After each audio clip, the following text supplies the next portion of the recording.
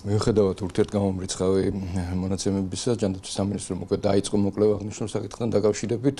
ეს გახლდათ უმძიმესი პაციენტი, მის დიაგნოზი იყო მესამე ხარისხის არტერიული ჰიპერტენზია და გულის უკმარისობა, ასევე მესამე ხარისხის. მას ჰქონდა ჩატარებული რამდენიმე ხნის წინ სტაციონარული მკურნალობა თელავის რეფერალურ ჰოსპიტალში.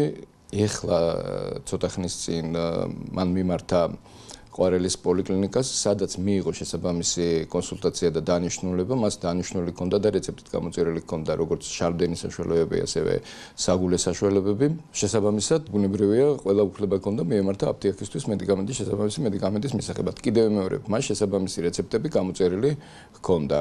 საერთოდ სასურველია, რომ მსგავს შემთხვევებში თვითონ ოჯახის წევრებმაც სხვა ტაქტიკა აერჩიონ ესეთი პაციენტის მოსავლელად. აუცილებელია ასეთ დროს სასწრაფო სამედიცინო დახმარების გამოძახება ან ბინაზე ექიმის გამოძახება, რომელიც ადგილზე აღმოუჩენს კვალიფიციურ დახმარებას ავადმყოფს. მიუხედავად ამ ყველაფერ ამისა, რაც უკვე ჩამოთვალეთ, აპტიაკს ჰქონდა სრული უფლება იმისი, რომ ურეცეპტოდაც გაეცა ეს მედიკამენტი, ლაზექსი, რომელიც ასევე ჯანდაცვის სამინისტროს შესაბამისი ნორმატიული აქტით მიკუთვნებულია ურეცეპტოდ გასაცემ გადაუდებელ მედიკამენტთა რიცხვს.